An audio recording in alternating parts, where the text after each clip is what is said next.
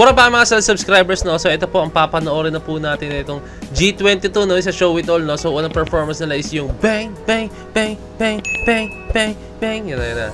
Yan yung performance nila guys, no? So ito na, excited na ako panood to, no? Since napanood po natin sa Bini, no? Ngayon po, ang papanood na po natin yung yung show it all ng G22. So without further ado, let's all watch this.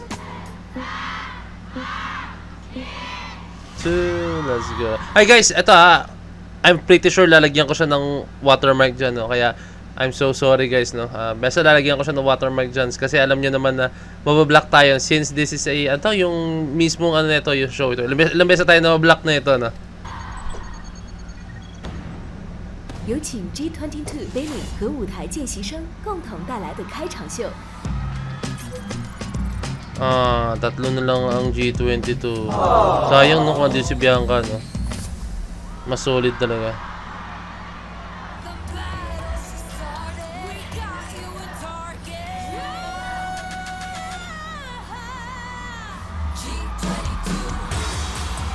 Woo!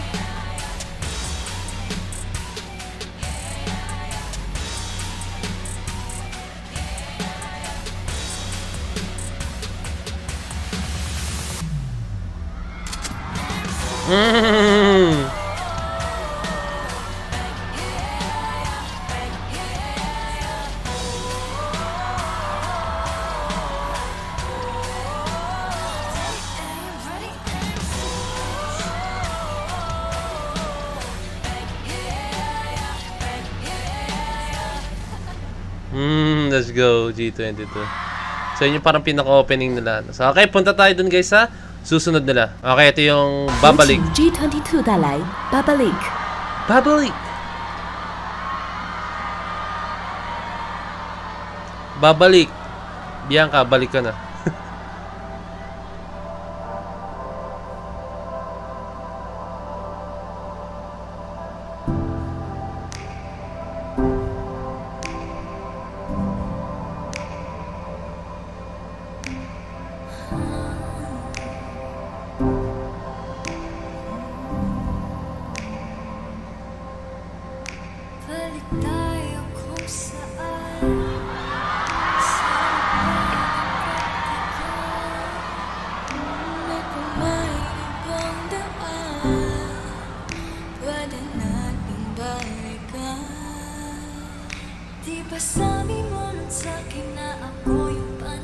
Grabe, napaka-dramatic ng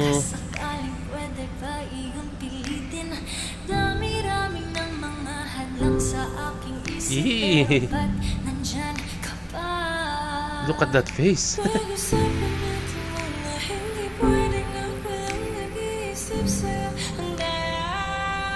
Hey!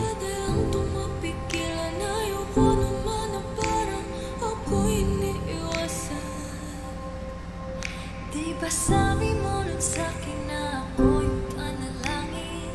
Baka sakaling pwede pa iyong pilitin. O may dami-rami ng mga hadlang sa aking isip. Pero ba't nandyan ka pa? O bakit ba balik sa'yo? O babalik sa'yo? Ako'y nalilito.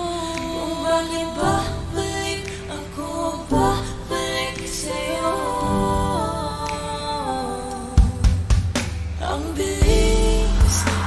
Wow! Sino yung dancer?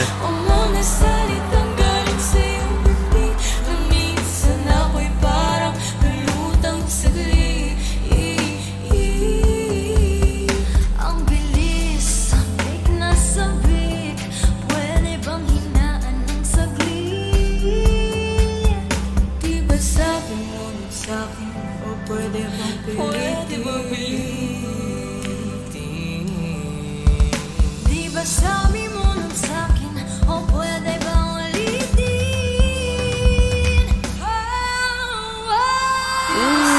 mo lang sa'kin na ako panalangin.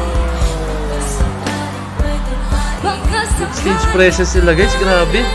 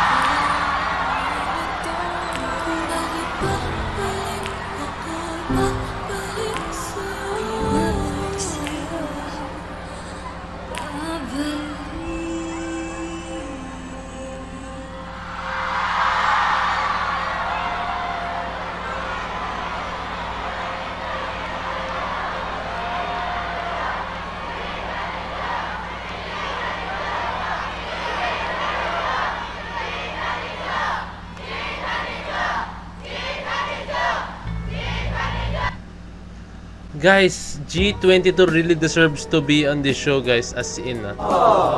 Yung quality ng boses, yung damn.